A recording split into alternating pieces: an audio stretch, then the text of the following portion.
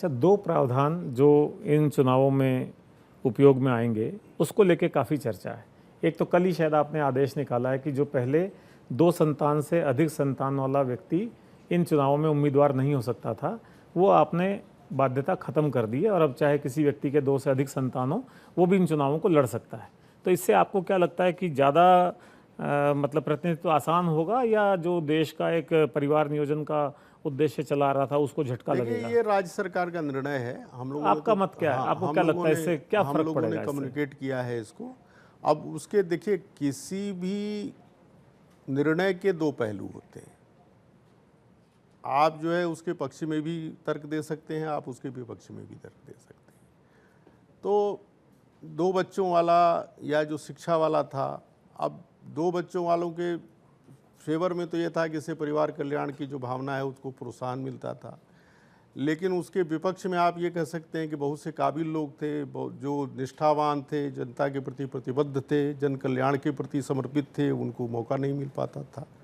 तो दोनों का ही पक्ष विपक्ष में कहा जा सकता है। वैसे ही शिक्षा की भी जहाँ तक बात है, हाँ, दूसरा मैं यही कह रहा था कि अब आपने शिक्षा की बाध्यता भी हटा दी है। पहले सरपंच के लिए 8वीं क्लास पढ़ा होना बाध्यता थी, अब वो भी विड्रॉ कर लिया। अब कोई भी, चाहे वो ना पढ़ हो, अनपढ़ हो या केवल साक्षर हो, वो भी इस चुनाव को लड़ सकता है। उसका क्या असर आएगा? तो वो अब ये देखिए कि वही बात है कि बहुत से लोग हैं जो पढ़े लिखे तो नहीं हैं, लेकिन उनकी जो जन सेवा की भावना है, निष्ठा है, कर्तव्य निष्ठा है, प्रतिबद्धता है, गांव के विकास की जो दूरदृष्टि है, तो वो बहुत ज़्यादा समुन्नत है।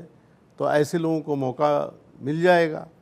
और दूसरा ये है कि भाई सरपंच जो है उसकी एक एग्जीक्यूटिव रिस्पॉन्सिबिलिटी होती है, तो उसको नियम कानून कायदे उनका ज्ञान होना चाहिए। वो बहुत सारे योजनाओं में साइनिंग अथॉरिटी होता है, चेक साइनिंग अथॉरिटी होता है। तो दोनों के अपने, मतलब मैंने कहा ना कि पक्ष विपक्ष में तर्क दिए जा सकते हैं, लेकिन वो राज्य सरकार का निर्णय है।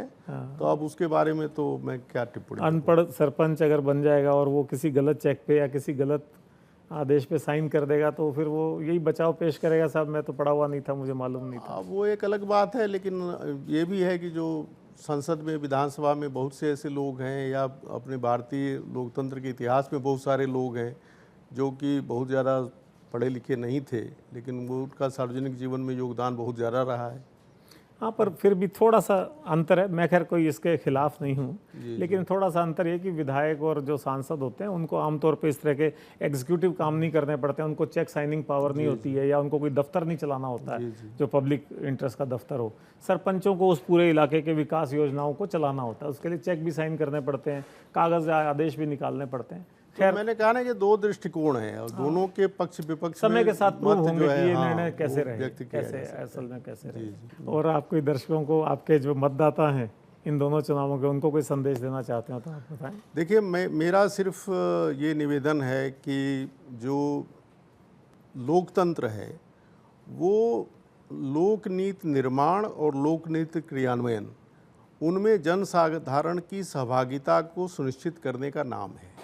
तो मेरा तो यही निवेदन है कि सोच समझ करके एक पूरी तरह से अपने विवेक का प्रयोग करते हुए ऐसे जो है जनप्रतिनिधियों का चुनाव करें जो इस सारे हमारे बताए हुए क्राइटेरिया पर जो है खरे उतर सकें।